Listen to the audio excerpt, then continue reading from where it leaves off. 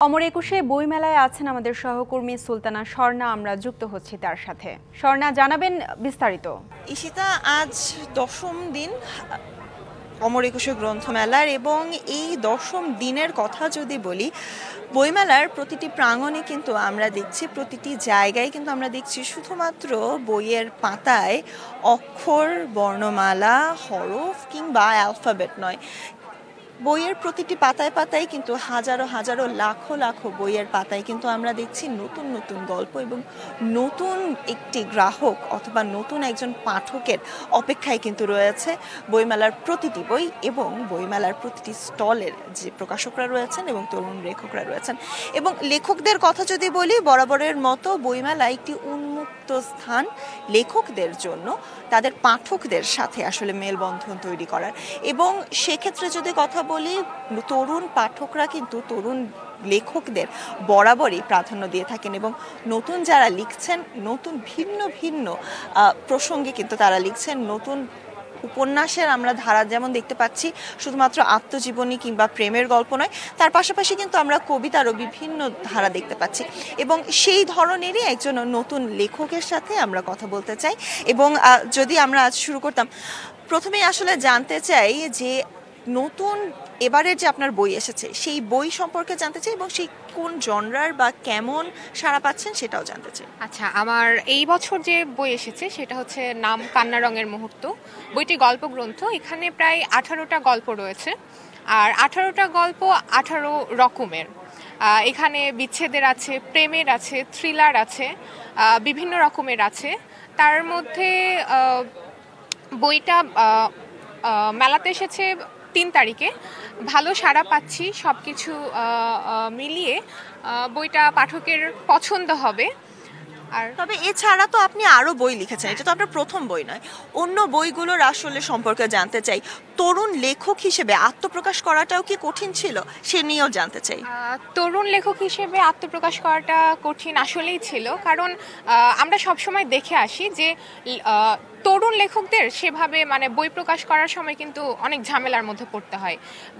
অনেক প্রকাশনীতে আমরা যখন পাণ্ডুলিপি দিই, তখন তারা কিন্তু যে নামকরা যে লেখকরা তাদের বই নিয়েই বা তাদের পাণ্ডুলিপি নিয়েই মেতে থাকে, তরুণদের সুযোগটা খুব কম আসে।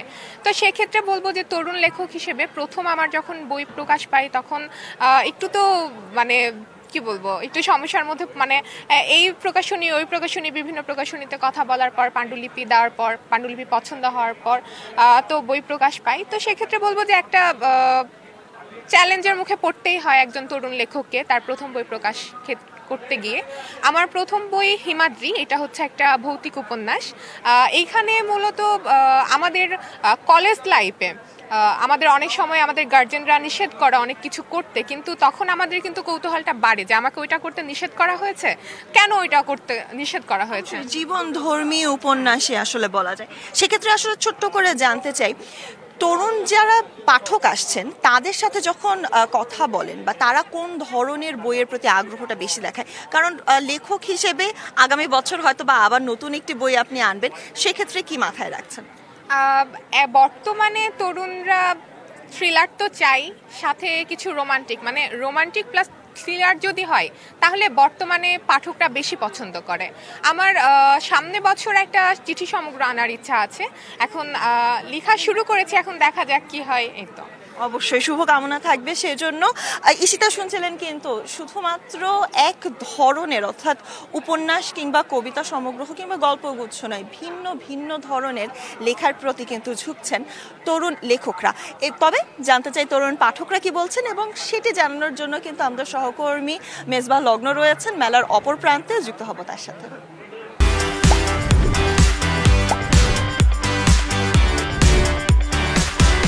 জি স্বর্ণা, নিঃসন্দেহে আপনি জানেন যে এই মুহূর্তে আমি যেখানে আছি এটা হচ্ছে বইমেলার অপর প্রান্তে, এবং অপর প্রান্তের এই পুরো জায়গাটিতেই আমরা যেটা দেখতে পাচ্ছি যে পুরো জায়গাটা জুড়েই কিন্তু এই মুহূর্তে যারা দর্শনার্থীরা যারা রয়েছেন তারা এখানে চলে এসেছেন। যেহেতু তরুণকে নিয়ে আপনি কথা বলছিলেন, এবং তরুণরাই কিন্তু এই বইমেলাটাকে উজ্জীবিত অবস্থায় রেখেছে, এবং তরুণদের পদচারণাই কিন্তু বইমেলাতে আলাদা একটা মাত্রা যুক্ত করেছে। যেহেতু তরুণরাই হচ্ছে পাঠক, বা তরুণদের হাত দিয়ে সাহিত্য বা অন্যান্য অনুষঙ্গগুলো কিন্তু গুরুত্বপূর্ণ একটা অভিধা পাচ্ছে, সেই অভিধার অন্যতম অংশ হিসেবে তরুণরা কিন্তু ভিন্নভাবে কিন্তু পুরো বিষয়টাকে কিন্তু প্রভাবিত করছে।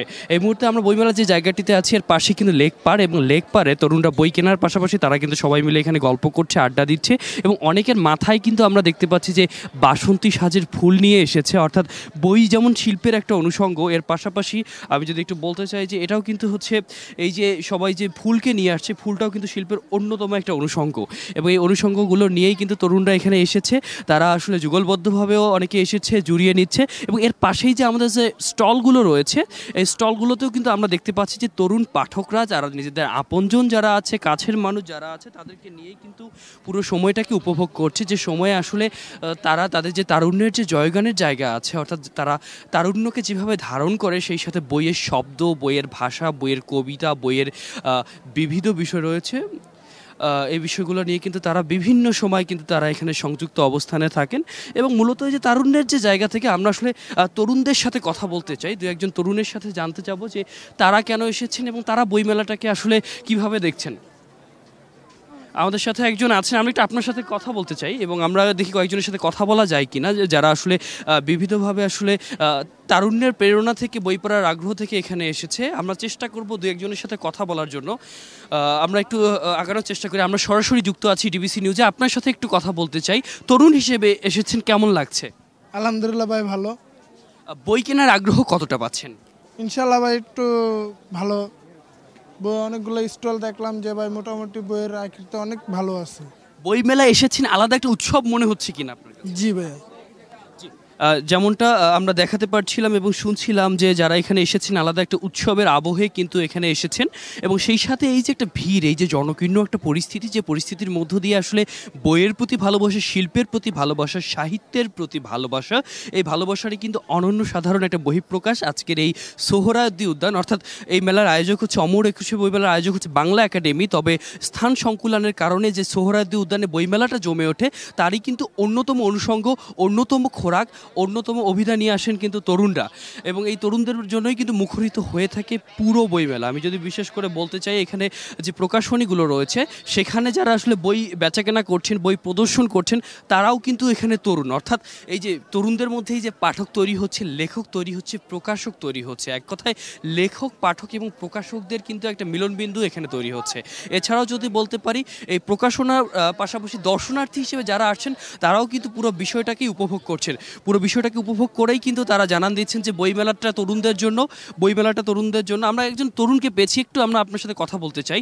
তরুণ হিসেবে আপনারা এখানে এসেছেন, বই কিনছেন, কেমন লাগছে একটু জানান। সরি ভাইয়া, আমি আসলে যে স্টলের সাথে কাজ করছেন, স্টলে কাজ করার অভিজ্ঞতাটা কেমন?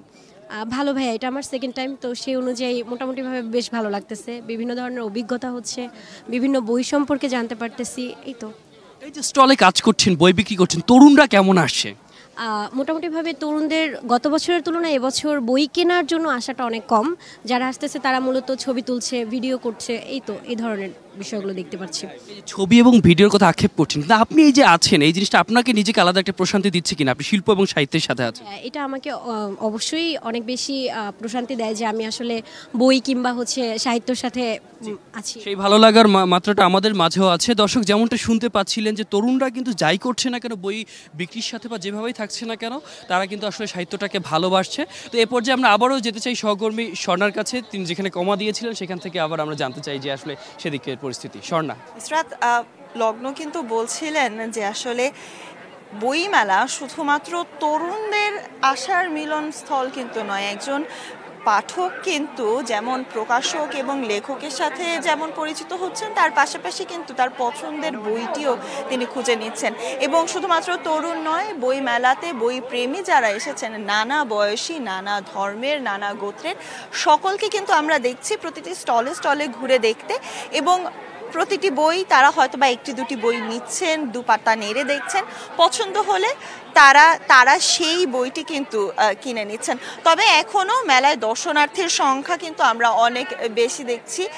তবে যেহেতু আজ মাত্র 10ম দিন, আসছে দিনে হয়তো বা নতুন বইয়ের সাথে নতুন গ্রাহকরা, নতুন পাঠকরা আরও আসবেন, এমনটাই কিন্তু প্রত্যাশা থাকছে। এসেতে আবারও ফিরে যেতে চাই আপনার কাছে স্টুডিওতে।